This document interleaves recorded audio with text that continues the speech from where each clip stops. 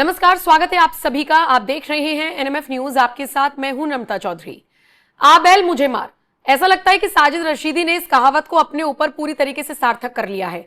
मतलब आपको किसने कहा था कि आप ऐसी टिप्पणी करें जिसके बाद अब इतना विवाद बढ़े।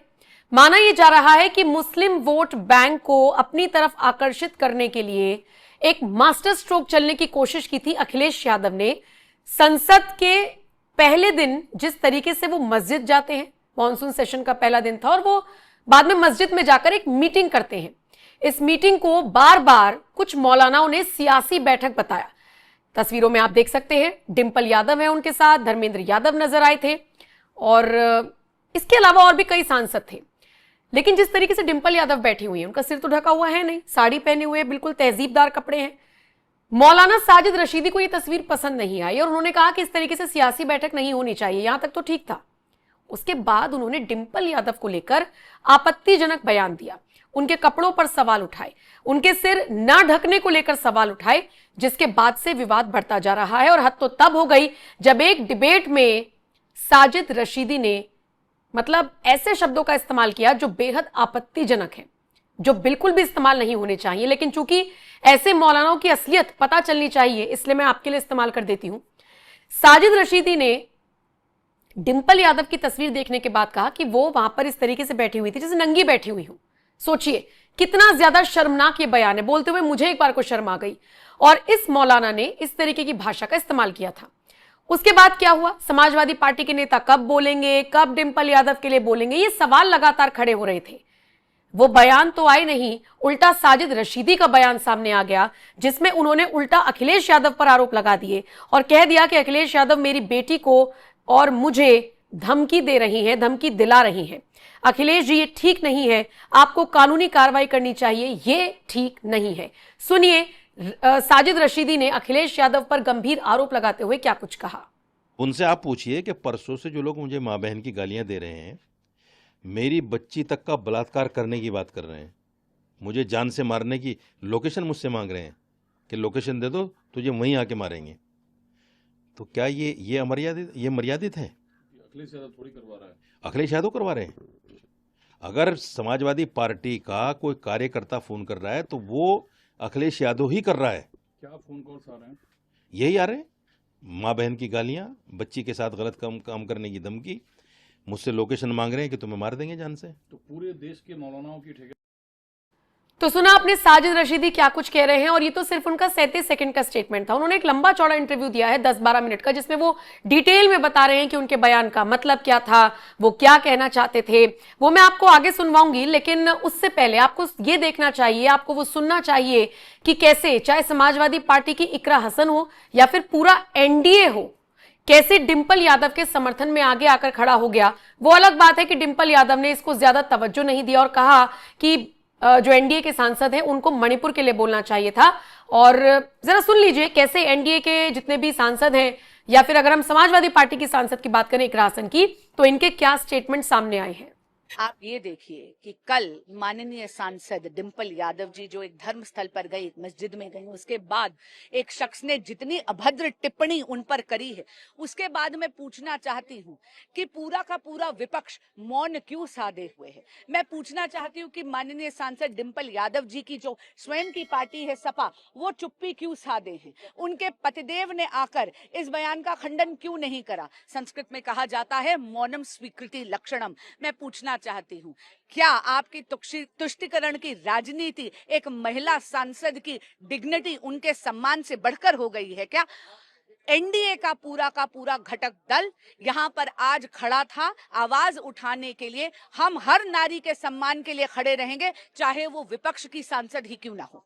जिस तरीके से एक महिला सांसद को बदनाम किया गया एक सांप्रदायिकता के आधार पे, ये बिल्कुल गलत है और इसके खिलाफ हम लोग अपना आवाज उठा रहे हैं। पार्टी की कोई भी विचारधारा हो, राजनीतिक स्तर पर हमारी अलग विचारधारा हो, पर हमको लगता है कि महिलाओं को अपने सम्मान के लिए एकजुट रहना चाहिए। और सबसे ज्यादा शर्म की बात है कि अखिलेश यादव जी ने अपनी राजनीति को, अपनी सियासत को बचाने के लिए, अपनी पत्नी के लिए भी उन्होंने आवाज नहीं उठाया। जिस तरीके से शाहिद रशीदी जी ने डिंपल यादव जी के बारे में बोला है वो बिल्कुल भी एक्सेप्टेबल नहीं है और उसके खिलाफ हम लोग अपनी आवाज उठा रहे हैं। जिस तरह से बयान आया है, समाजवादी पार्टी चूंकि समर्थन नहीं कर रही है, कोई वक्तव्य नहीं दे, इसलिए एनडीए के सांसद उनके समर्थन में आए। नहीं, अब समाजवादी पार्टी क्यों नहीं कर रही है ये तो पता नहीं, क्योंकि उनकी राजनीति ऐसी है ना। अगर वो इसके खिलाफ आवाज उठाएंगे तो उनकी राजनीति क्या बचेगी? उनकी राजनीति पूरे की पूरी तुष्टीकरण की राजनीति है। अब अगर वो अपनी ही लीडर के लिए आवाज उठाएंगे, उसमें भी अगर उनका वोट बैंक डैमेज हो जाएगा, तो आप समझिए कि अपने नेता के लिए भी ये लोग आवाज उठाने को तैयार नहीं है। इसीलिए एनडीए हमेशा नारी सम्मान में है। वो किसी भी राजनीतिक विचारधारा के हो, नारी का सम्मान सर्वश्रेष्ठ है और नारी का सम्मान के लिए एनडीए हमेशा खड़ा है। ऐसी टिप्पणी करना बहुत ही शर्मनाक बात है। और जब वो महिलाओं की प्रतिनिधि हो, जनप्रतिनिधि हो, सबसे बड़ी पंचायत की सदस्य हो, ऐसी टिप्पणी करना, तो आप ये सोचिए कि आम जो महिला है उसके लिए क्या हम इस समाज में संदेश दे रहे हैं।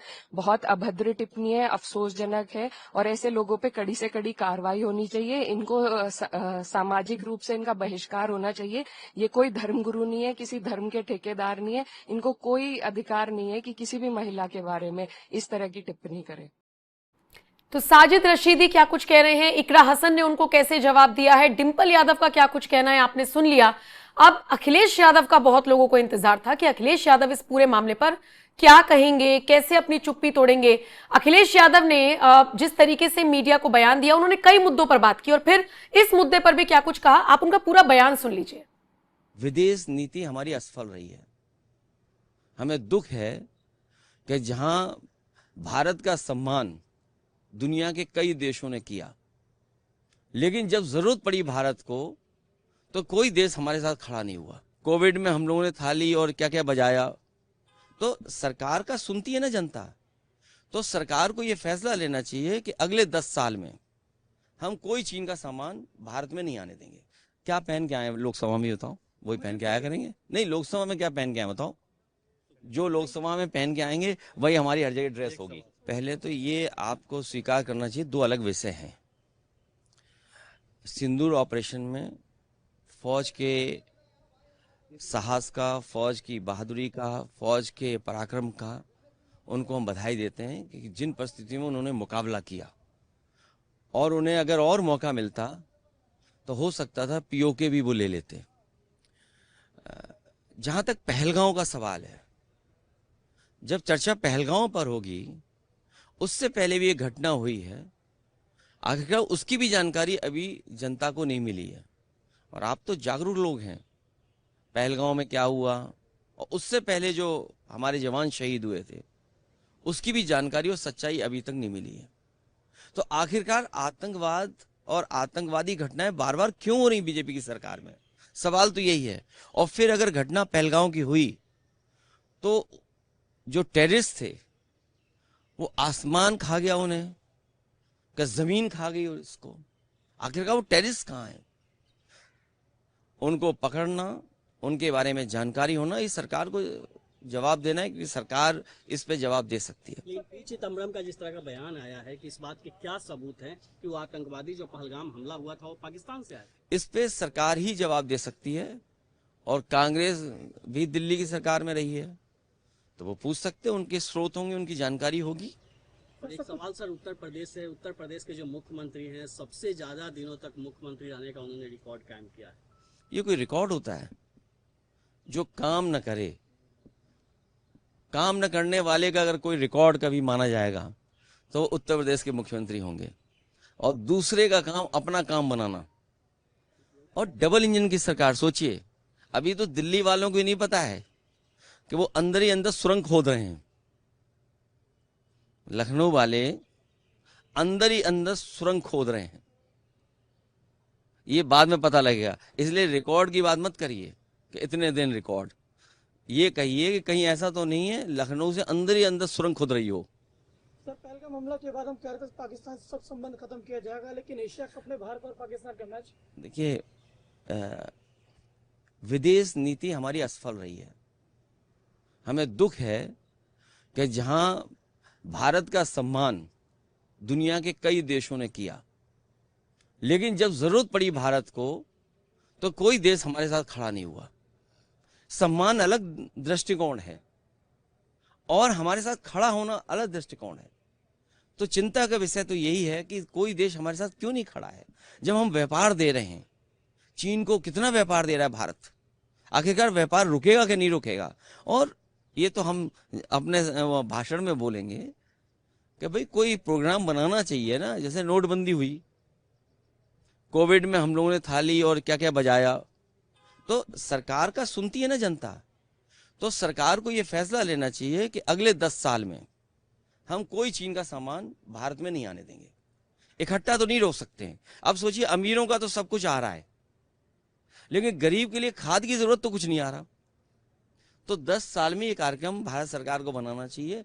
जैसे हम सब लोगों ने समर्थन दिया था भारत सरकार का, तो ये सरकार भारत की एक कार्यक्रम बनाए कि अगले 10 साल में हम लोग स्वदेशी अपनाएंगे और चीन का कोई सामान नहीं लेंगे।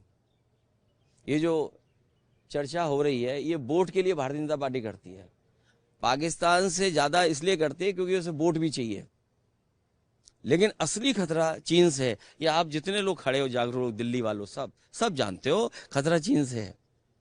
पाकिस्तान से तो है ही, लेकिन पाकिस्तान से ज़्यादा हमें चीन से खतरा है। इसलिए भारत सरकार एक कार्यक्रम बनाए, 10 साल में कोई भी चीन का सामान हम लोग नहीं लेंगे। आखिरी सवाल सर, कि आरएसएस प्रमुख ने कहा है कि देश का नाम ट्रांसलेट नहीं होना चाहिए, भारत का भारत में आना चाहिए। नहीं, हिंदुस्तान भी अच्छा नाम है, हिंदुस्तान बहुत अच्छा नाम है, हिंदुस्तान के नाम में कोई कमी नहीं है। और भारत भी होना चाहिए, इंडिया भी होना चाहिए। इंडिया के साथ कौन था? हम लोग तो भारत के साथ थे, हिंदुस्तान के साथ थे। इंडिया के साथ कौन था? ये जो कहते हैं ना नवाजवादी, सुना होगा आपने कभी कभी, हमारे लिए नवाजवादी कहते हैं। दिल्ली में भी कहा, यहाँ एक कोई सांसद है हमारे नवाजवादी कह रहे हैं। आपको उनको पता नहीं है, बीजेपी में नए आए होंगे हो सकता, या बीजेपी का इतिहास नहीं पढ़ा होगा उन्होंने। बीजेपी के जो सबसे पहले राष्ट्रीय अध्यक्ष बने, उनके प्रस्तावक 5 बार के नवाजी थे। और जब अधिवेशन हुआ, उसका खर्चा भी कुछ लोगों ने उठाया था। ये विषय आप पर है, आप लोग रिसर्च करके सच जरूर जनता को बताना। एक मौलाना ने सवाल ही उठा दिया था कि जिस तरीके से पहनावे को लेकर से वहां पर गए थे मस्जिद को लेकर, क्या पहन के आए लोकसभा में, बताओ वही पहन। क्या पहन कर आए लोकसभा में, वही पहनकर आ जाएंगे।